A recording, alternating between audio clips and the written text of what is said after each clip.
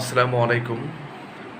প্রিয় দেশবাসী, একজনের বাড়ি পুড়িয়ে দেওয়া, একজনের বাড়ি ভাঙচুর করা, একটা জিনিস মাথায় রাখতে হবে যে একজনের বাড়ি তার পার্সোনাল টাকা পয়সা থাকতে পারে, তার সোনা গহনা থাকতে পারে।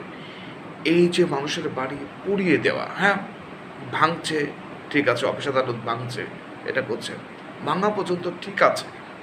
এই যে ভাঙছে, এই যে পুড়িয়ে দিচ্ছে, আমার কথা একটাই যে এটার পাশাপাশি এখানে চুরি হচ্ছে।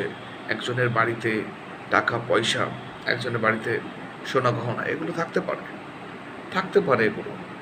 তো আমার কথা হচ্ছে, এই যে বস্তির কিছু ছেলেমেলে ঢুকে গেছে এর মধ্যে, যারা চোর বাটপার, যারা ডাকাত, এর মধ্যে কিন্তু ঢুকে যাচ্ছে।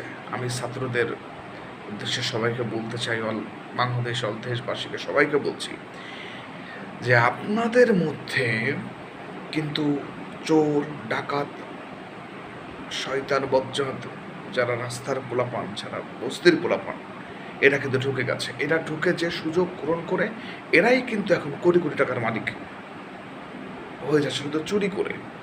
এগুলোকে আসলে এখনো পর্যন্ত যারা খেয়াল করেননি বা করেছেন, আমার একটাই কথা, তৃতীয় পক্ষ এর মধ্যে যেন ঢুকতে না পারে।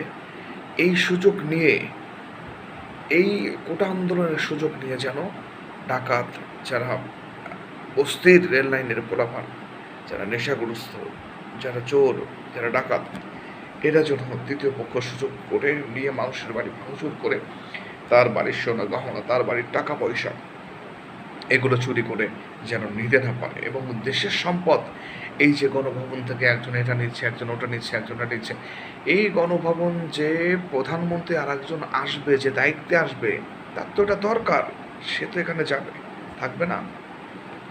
তো এটা রাষ্ট্রীয় সম্পদ তো বাড়িতে এইভাবে নিয়ে যাওয়া ঠিক না, ঠিক আছে?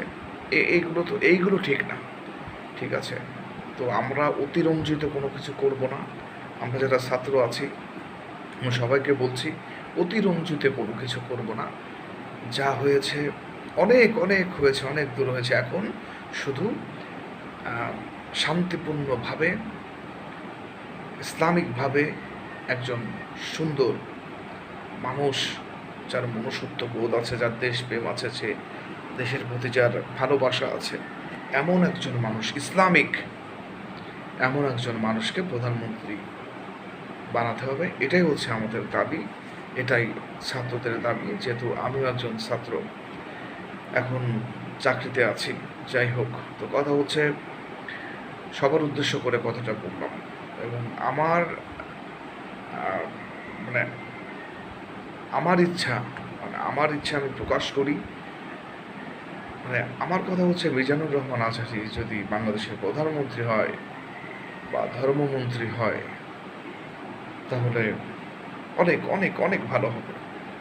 ইসলামিক কান্ট্রি, তাকে অল পৃথিবীর মানুষ চিনে, তাকে যদি একটা ভালো জায়গায় বসানো যায়, তাহলে অবশ্যই অবশ্যই আমাদের দেশের জন্য অনেক অনেক ভালো হবে, অনেক উন্নতি হবে এবং আমাদের দেশ আরও এগিয়ে যাবে। সবাইকে আবারও অসংখ্য অসংখ্য ধন্যবাদ দিয়ে আমি আমার সংক্ষিপ্ত বক্তব্য এখানেই শেষ করলাম। আসসালামু আলাইকুম ওয়া রাহমাতুল্লাহি ওয়া বারাকাতুহু।